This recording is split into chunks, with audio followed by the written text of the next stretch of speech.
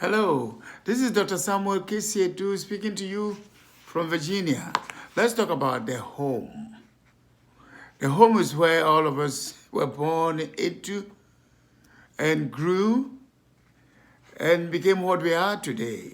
Pay attention to your home. You have to plan and prepare for the success story of your home.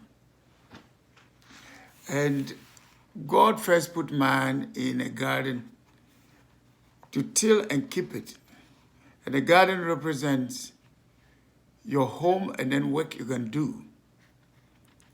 Preparing for the home is a sign of seriousness. As much as you look for the marriage, and you look to settle down after school, even if you are single, to work and the rest of them. It's a shame when we come to your home and it's in shambles. You are going to keep a home, make a home and keep a home. Begin to prepare yourself, even if you are at the hall of residence, dormitory, you must learn how to be neat and all that and prepare yourself. Even things you can buy, a few things you can buy that are non-perishable, you can keep for a future home. Some things never grow old. Begin to prepare yourself and learn how to keep a clean, healthy, good, enjoyable home. Buy things wisely to keep in the home. Now, a good leader always plans with the end in mind. So whatever you are doing as a life, with your life, and you acquire a lifestyle, think of the kind of person you're going to be for your future home. Preparing for the home is a sign of seriousness. God ensured that the man had a home before the coming of the woman. And remember, I always say that the woman was brought straight into the hands of the man in the home. So a woman should be domestic. I'm not talking of just staying at home and having children and cooking and cleaning and stuff. Not just that. But you have special skills to help the man to organize his home. Parents train the girls to go and help their Adam to organize and keep a good home, successful home. Now we have paid less attention to our homes than many other things we do. We keep a clean office and we are wonderful on boards and committees, on the radio and television. We write books and people praise us in our presentations in public.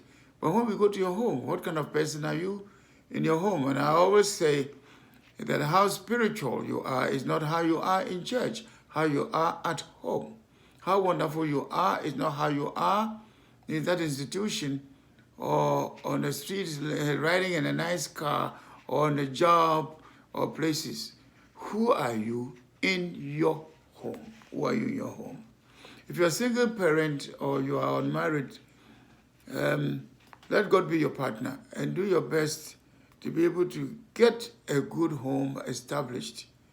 Some actually never marry again after a divorce or a separation. Finally ends in divorce. A number of people, they don't marry again. But that doesn't mean you shouldn't have a good home. A good home is not only for married people. And do the best you can if you're a single parent to organize the children and help them. It's very unfortunate. And this is why we need some people to be part of your life and then help the children to have a father figure, sometimes a mother figure. Most of the time a father figure of a kind to help. If you walk around life without making the home first, you are dead wrong. Okay, dead wrong. Your home first. Now there's an impression given by the word home. When I say I'm at home with something, it means I've accepted it and I'm happy with it. You see, my heart is in what I am doing. If someone is homeless, it's not a good word. It means you have nowhere to reside or a place to put your head, a place to organize yourself, keep your treasure, and the rest of them. So when we say a house, a residential building or a household, when we say at home, where you live, your dwelling place, And then it's also an institution where you are cared for or you offer care and you live. That is why you have old people's home, home for disabled. There's a house for home you care for. Now for the home, the most important thing for the home, and it's not the furniture, no, it's not the bed, it's not the sound system, and not the curtains, and the rug and the rest. The most important element or figure in the home is people. A person is most important. Be people-oriented, a people person. Okay? It's common knowledge that we pay attention to so many things in the home, but not people. In terms of family life, in your human residential area, and the place where you reside, we call the home, you perform important personal activities. You keep your money, you rest, you make plans, you receive visitors, you eat, you study God's word, wait upon the Lord. You see, waiting upon the Lord at home is not the same as in church or someplace. The feeling and the atmosphere are all different. That's why we work out our marriages and train our children. And we teach values. You see, obedience and submission to authority and values begin in your home. There's social and spiritual development. It begins at home. If a child is going to grow to be someone who is sociable, interpersonal relationships with people are wonderful. It begins in the home, how you relate to the child, how you make others relate to the child who visit the home or who also live in the home. The origins of a home was in the garden with Adam. The first Adam had a home in Genesis 2:22 and brought the woman to the man in the home. The home also, which was the garden, signified work that you can do. When the woman came, the man was working. So God doesn't just give an Eve to an Adam who doesn't have a garden. He doesn't have any work to do. The third is a training school, responsibility and development. Responsibility, development. Mastering of skills. So there's responsibility, take care of the place. And there is the development as you grow and develop all kinds of things. And it's a training school to master skills. Okay? And taking care. And the fourth one is the worship center. That was where God was visiting. So the home is where you were put to reside. Where you reside. God put you in a garden. God didn't just create new plants and animals. It's what he created and took his implements and demarcated a place and called it home. So success of life started with boundaries. You see, large enough for Adam to get all that he wants. Work within your prescribed boundaries, within the workplace, in school, in ministry and places. Don't be forcing to do what others are trying to do because it gives you prominence. You see, don't be changing business all the time because you think this is bringing money and your skills are not developed. Try to be a consultant, someone we can consult when you go on retirement. For certain things, be known for something, as we often say, be the brand. Okay, so your home, where are you?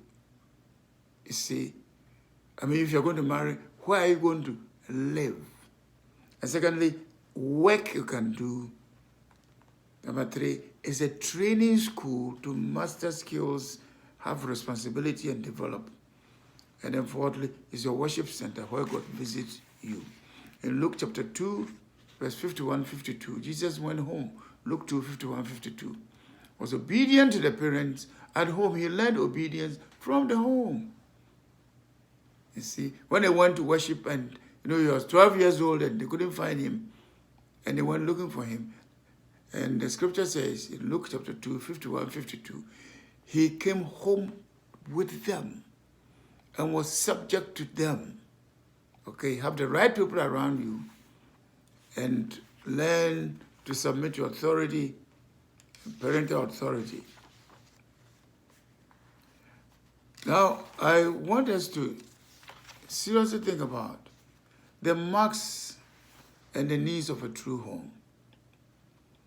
You must establish a good home. Now, let me say a few things about that.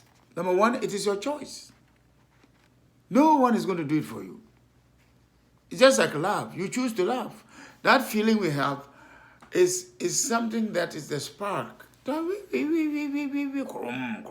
the car hasn't moved. You have to do all the adjustments and drive the car. So it is your choice to decide to have or refuse a nice, good home. People unconsciously live in buildings and some kind of houses, but it's not a real home. Disorganized, filthy, noise, confusion, tension, conflicts all the time. So it is your choice. Decide to build a good home, young man, young woman, or married man or woman, or single, or divorced, or widow or widower, whoever you are. Remember the man, you were in the home before the woman came. Don't be wonderful outside, poor at home. Be the director of your home as the woman is manager, and you share the responsibilities. What is going on in your kitchen? What is going on in other parts of the home? The home is like the organs of a body. Home, body. And each organ must function properly. The head can do the work of the hand. It controls, your brain controls your whole body. So know what is going on with each organ. What is going on? We have the bathroom, we have the kitchen, we have the living room, we have the bedroom, we have a storeroom, we have the garage, we have this, we have that. Those are the organs of a home. And each place must run properly. And the dining area. Okay?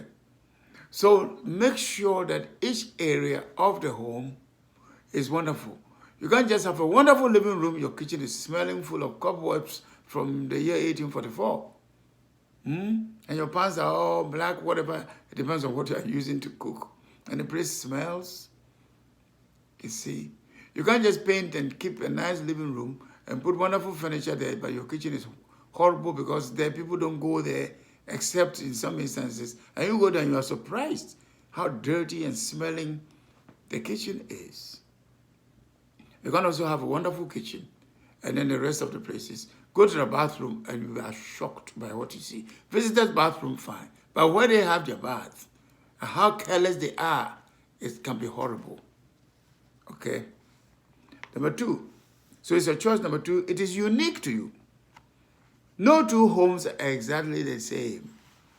No two homes. So what pleases you, if it's marriage situation, work it out what pleases all of you. You see.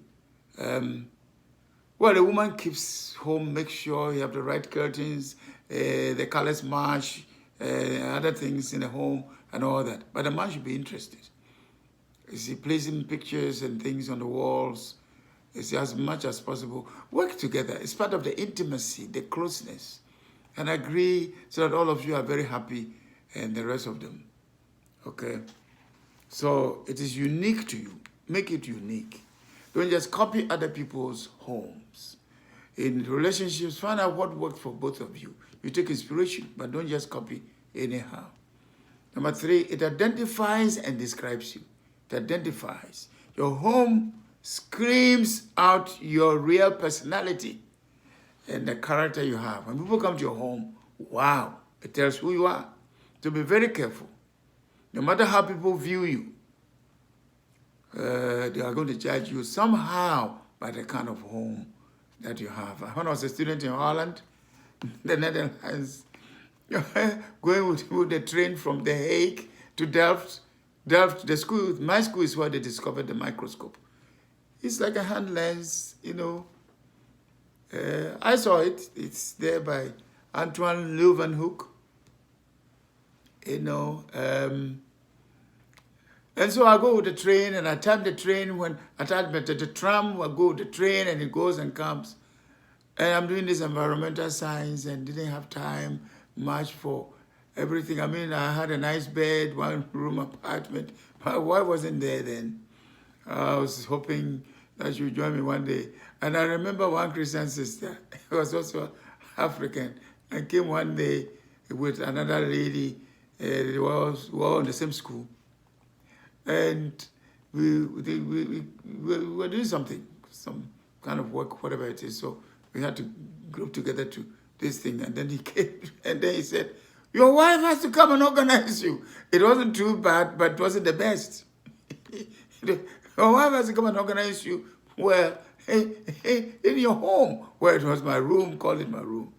So she as a woman made that comment. Number 4, it portrays your real values. If you look at the kind of furniture, what is on the walls, so many things. A lot of people look at people's values by the kind of things they have in their home. Your home tells volumes about your principles and your beliefs. Tidiness, placing items, arrangement, type of photographs, so that you see something, a little bit of pornographic, or whatever it is, or it looks like some juju voodoo type of something fetish-like. You know what I'm talking about. What is he believing? And sometimes you see things that shows occultism, or shows witchcraft, or shows that he doesn't care about morals, or he doesn't want anyone to see that he's too fussy with his Christianity, or Christianity you don't want to show. Well, as much as you don't want Christianity should be on the wall, some things also tell about you. Your passion for Christ will show here and there. I'm not saying put whole gospels and Bibles hanging on the wall. Sometimes immaturity, some of them. People want to see it in your life. Balance things. But sometimes watch it carefully. Okay? Your home, number 5, makes you a responsible person. Your primary responsibilities begin in your home. Anyone who is irresponsible at home is going to be irresponsible outside. Number 6, it gives you honor and respect. Your home gives you honor and respect. People will salute you. They doff their caps up for you, and then, oh, you are wonderful by the kind of home they came and saw. Number 7, it promotes your progress. Your home will make or break you. Where you reside will motivate you to do a lot of things. You can get sick or become healthy by the atmosphere. Can infect yourself with all kinds of dirty stuff and the air not circulating properly, and you just keep recycling your carbon dioxide. And you cause the place to breed a lot of rats and cockroaches and flies or whatever, mosquitoes. Number 8, it's a source of blessings and a source of also curses. You sleep and rest, your clothing, your fineries, your entertainment, your conversation. So if you put these pornographic videos in there, sometimes they leave it, their children will watch it. And then you keep all these things with spirits connected. Then you are going to get trouble. You bring other women or men when your spouse is not there, commit adultery, and it's a place for fornication. And there's no unity or peace. Every time there's fighting. And there's rape in the home too. Sometimes it's from a stepdad or a stepmom. Those who bring children into marriages. These things are real. I mean, you see a stepdad trying to sleep with the girl that the mom brought, that the wife brought. You see, these things happen. You're bringing curse. It's a curse. You see, sometimes on the marriage bed, and he's bringing another woman, or allow another man to come and make love with her. You see, you plan, you organize your money, your investment, your visits, your treasures, phone calls, you shop, you bring it home, kindness, protection, security, romance, discipline, training, worship, thanksgiving, prayers, a whole lot are all in the home. Number 9, you see, it is a dwelling place that you need to organize yourself. You see, you make your own home for your maximum success. Make your own home for your maximum success. We'll continue in the next video number 2, so try to get it. You can call me in the United States on 1-917-741-0643. You can call also in Ghana, West Africa on 233 is Ghana code 208126533. If you are already in Ghana, it's 020-812-6533. The email is kisseadoo@msn.com. And if you want books, go to Challenge Bookstore in Ghana or call these numbers. If you call me, I can mail some to you. Go to Amazon.com. You can get some Kindle versions and download. And you can get 1 or 2 to purchase as well. If you call any of these numbers, we can direct you to people. We have counselors and friends all over the place. We can direct you to for fellowship and for prayer and free counseling. We don't have a charge. Okay, so don't get scared. People always call, how much do you charge for counseling? Freely you received, freely give. So it doesn't mean we don't take love offering for ministry. God wants ministry to be supported. So understand. But we don't charge. Understand that. Okay. And there is a website, www.fruitfulministriesint.com. Ministries, R-I-E-S. So www.fruitfulministriesint.com. It's Fruitful Ministries International Incorporated, an evangelistic and teaching Christian ministry. The work of churches and ministers and ministries in communities. We focus a lot on family life, but also for leadership, prayer, and biblical teaching, okay? And winning souls in evangelism, okay? Now, there's a broadcast on Joy 99.7 FM in Accra, Ghana, West Africa, every Saturday morning, 5:30 a.m. to 6 a.m. Ghana time, okay? Hope for your family. Tune in and enjoy. Okay, as a matter of fact, there's the series now I'm treating is the 20 major signs of a failing marriage. The signs that a marriage is failing, what to do, how to identify, how to go about things. If the book is on Amazon, you can download the Kindle version or call the numbers to get a copy or go to Challenge Bookstores or where they sell books. Some people sell it, some of my books here and there. Okay. May the Lord bless you. May the Lord strengthen you and give you a strong desire to keep a good home and prepare yourself if you are single for a future home.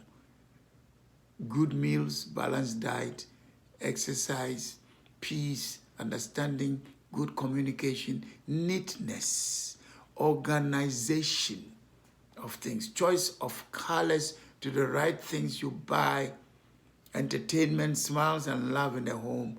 You have to prepare yourself. They won't just come overnight. God bless you.